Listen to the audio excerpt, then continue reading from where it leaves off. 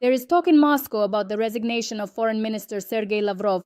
He ignored a nuclear meeting with Putin, which sparked a wave of panic and rumors in the Russian capital. The situation became so intense that the Kremlin had to publicly comment on it, CNN reports. Thus, on October 7th, Dmitry Peskov, the press secretary of dictator Vladimir Putin, assured journalists that Lavrov, of course, continues to serve as foreign minister and called reports of his possible resignation false. There is not a single grain of truth in these reports. The initial cause of the rumors about Lavrov's resignation was a Financial Times publication stating that the stance of Russian Foreign Minister Sergey Lavrov during his brief meeting and last phone conversation with U.S. Secretary of State Marco Rubio was so uncompromising and unyielding that it surprised Washington and led to the cancellation of the summit between Trump and Putin. And the absence of the chief diplomat at the Security Council meeting, when Putin was discussing the prospect of resuming full-scale nuclear tests, only added fuel to the fire. The spokesperson for the Russian Foreign Ministry, Maria Zakharova, confirmed Lavrov's absence from the meeting with Putin, but assured that this happens, and also began to deny rumors about Lavrov's resignation. Well, you knew what to ask about, of course. That's a fantastic story. Yes. According to propaganda media, Lavrov was absent by prior agreement, but this very fact drew the attention of observers, since he became the only permanent member of the council to miss the meeting. Suspicions grew after it became known that Lavrov would not head the Russian delegation at the G20 summit in Johannesburg. Analysts immediately began talking about possible disagreements between Lavrov and the Kremlin, but official Moscow insists that everything is under control. And what about that entourage sitting there? Did you notice their faces? They looked even more sour and displeased than in February 2022, when he forced them to sign up for this war in blood. Today, it seems to me there was confusion, a sense of fear, and a feeling of utter hopelessness. Do you think they'll ever actually muster up the courage to do something serious, to get rid of the main cause of all their troubles? They've got plenty of problems. Stolen enough for their old age, stolen for their kids, hidden it all away in stashes and for nothing, you know? So I think right now they're slowly ripening for this, getting ready for it. In other words, that's basically what's happening. When Trump was elected, everyone said, well, that's it. Biden is leaving, so we'll be able to make a deal with this president. So all those individuals who had previously stolen money and who now wanted to return to a normal situation thought to themselves, that's it. Trump will give us some leeway. He will lift the sanctions. And now finally, everything will be fine. And in fact, Trump made every proposal that moved in that direction. Absolutely all of them. Literally things that Putin could not have even dreamed of. But Putin acted like the old woman from The Tale of the Fisherman and the Fish. He was given everything. They built everything for him, did everything for him. He was made the sovereign empress. And then he says, now I also want Trump to be at my beck and call. And I think this really broke a significant number of elites around Putin who were hoping that Trump would come and we would finally put an end to all this, because we've been at war for 3.5 years already, almost 4. Frankly, we don't need Ukraine at all. This is Putin's war alone, and so on and so forth. And in fact, all of these people who were hoping that Trump would offer something interesting, Trump did indeed make an offer. And suddenly this old geezer just dug in his heels and said, no, that's not enough for me. So right now, Putin is behaving exactly like Hitler did in the year 1945. I mean, when it was already over, we, the Soviet generations who watched those 17 moments of spring, we saw that even Himmler had realized everything was lost, and Goering had realized everything was lost. Everyone understood it was all lost, and only one old geezer sat in the bunker saying, in 2 months we'll win. That's exactly how I feel right now, that the entire Russian elite is finally realizing this, that there are just a few completely old fools who don't need anything at all in their lives. They don't need any kind of life. They don't need any money or material wealth. Their minds have just gone off the rails, and they're thinking in some kind of, I don't know, broad, abstract, and perhaps even incomprehensible geopolitical categories. And in such a situation, Putin could simply, it seems to me that a conspiracy is brewing within Putin's inner circle. And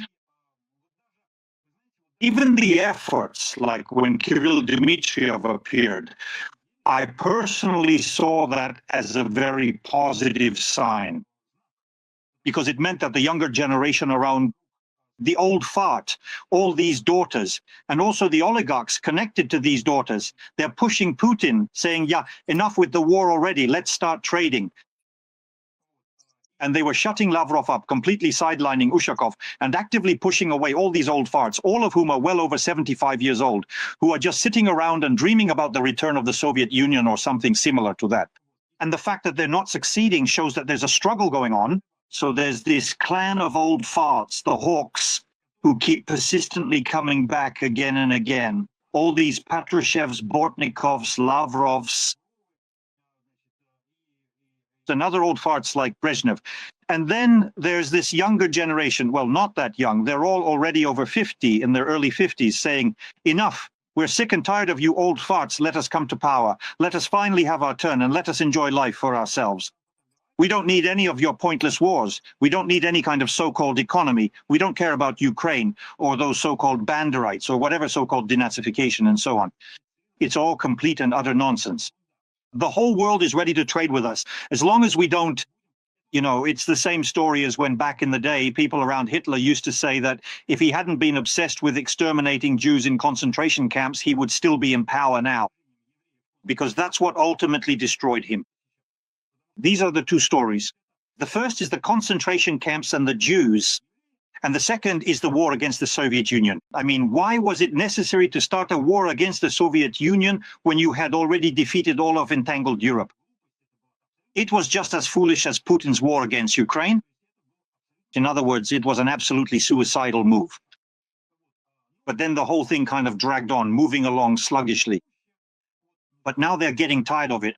3.5 years have passed, and very soon it will be 4 years, and the old man, who is quite clearly already losing his mind because Trump just handed absolutely everything to him on a silver platter and said he was ready. He was prepared to put pressure on anyone, on any party, as long as you agree to sit down at the negotiating table, keep what you have conquered, lift all the sanctions, and we will trade with you, and so on and so forth. But the old man said, no, I don't want that. I want to own Moscow, and I want Trump to be at my beck and call. That's it. This is a classic case. And honestly, I really hope for a coup d'etat, and I really hope for a Swan Lake scenario. Someday they'll tell us that suddenly Putin's heart just stopped, or simply that they made a decision. Well, I don't think they'll say they made a decision that, so to speak, Putin is tired, he needs to rest, and so on. They'll just say that he died, especially since Valery Dmitrievich Solovey has long told us that Putin is lying in a refrigerator. Moreover, I think that through diplomatic channels, yes, often behind the scenes, generous offers have indeed long been made to those who could make it happen. What do you think? By both the United States and Europe as recognized. When Trump canceled the planned decision to meet with Putin in Budapest, and Trump then went on a tour of several countries in Asia, everyone was asking, why did Kiryusha Dmitriev fly to Washington? There was no one there. But why did he go there? It seems to me that, as I understand it, first and foremost, he went there to try to sort out the situation with Lukoil's foreign assets, in particular Gunvor and so on. And secondly, to show that, guys, we have people on the inside who are ready to go along with all your proposals. We just don't know how to get rid of that old fart without him shooting us while we're trying to oust him. That's all there is to it. It seems to me that this is why Kiryusha Dmitrievich went there. It's absolutely possible. Well, kind of like for an inspection. Not just for an inspection. And this version that surfaced this week, I can't remember the publication, about how Lavrov was the reason for the Budapest deal falling through. At least that's what the Kremlin accused him of. Supposedly, he was extremely rude to Rubio, and he was almost accused of sabotage. And they say his position is now on shaky ground. Maybe he's also involved in some kind of scheme there. Alexei, everything you've just said is not at all how things actually are, because all of this was basically leaked by the Kremlin. Everything you've described isn't a real leak at all. That is to say, they pinned all the blame on him. It's not Putin who caused the trouble. It's the scoundrel Lavrov who got out of line and didn't carry out the master's will properly, right? Moreover, Putin didn't even punish him for this. So if he had been dismissed and made the scapegoat, that would be one thing. But when they made him the scapegoat, it was because Putin had no intention of going to Budapest at all. He was looking for an excuse not to go there. And Lavrov gave him that excuse. He said, well, that's it. So you understand yourself that Lavrov has no independent policy whatsoever. He doesn't pursue or conduct any independent line at all. He said exactly what Putin told him to say, and then they leaked to you that supposedly people inside the Kremlin were upset with Lavrov because he ruined everything. But at the same time, he was secretly awarded yet another order of St. Andrew I, called for a job well done, because that's exactly what Putin wanted, to have that meeting fall through. That's all there is to it. So there's no need to make things up here. Because of all these Washington rumors that are currently going around, there is a lot of speculation and discussion happening. And there are a lot of leaks. Sometimes they might even be paid for. This war has shown that, well, let Lavrov have his order, secret or not. It's already time to start preparing for the funeral, filling the little pillows that will be carried. That is, unless he ends up in prison. And it seems you're right, Sergey. Most likely the only hope is for an internal coup. And for Putin's fear of dying. Because this week, the well-known British publication, The Daily Star, officially confirmed what you and many others have been saying for several years now, that Vladimir Putin is truly obsessed, and he's deeply obsessed with the idea of his own personal longevity and continued rule. And the publication writes, by the way, specifically citing the investigative journalist Ilya Dovlyachin, that Putin has a strong desire to stay in power until the year 2050. He is 73 now, so he would be 97 years old then. 97 years old. That's how old he would be. And right now he is convinced that he can keep ruling. And maybe, I really like this word, he will pass power to his son Ivan, who is now 10, and in 2050 he will be accordingly 35 years old. Do we really believe it or not? I don't even know if it's really worth asking, because it seems to me that with this patient anything is possible. But what is the basis for his confidence that people will keep putting up with him, so to speak, and that he'll last that long? What do you think? Because he's gone off into the astral plane. In other words, he lives in his own dimension. And he doesn't have a single critical person around him, not one person with a critical perspective. Trump at least has Melania, who tells him, you're an idiot, you don't understand anything. Putin doesn't have any Melania. So all this talk about Kabayeva, about some sons, it's all just nonsense. These children, if they even exist, as we've already discussed long ago, are simply spare parts for Putin, so that he can live to 150 years old, meaning their organs will be harvested and transplanted into Putin. He has no intention of putting any of these Ivans in his place anywhere. He plans to sit in that position himself until he's 150. And that's why the second part is complete nonsense. Absolute nonsense. But the first part, in my opinion, really does have some basis in reality. It's just that some deceptive swindlers are surrounding these actually insufficiently educated rulers, who, honestly, seem like they never got past high school. Because the whole idea of transplant medicine essentially boils down to two things. On immunosuppressants, which you have to take every day. These are very strong drugs to prevent your body from rejecting foreign organs, even from close relatives. And what does it all come down to, Sergey? So we've come to the brain, which also ages. Transplanting it is currently impossible. And if it does become possible, who will you be then?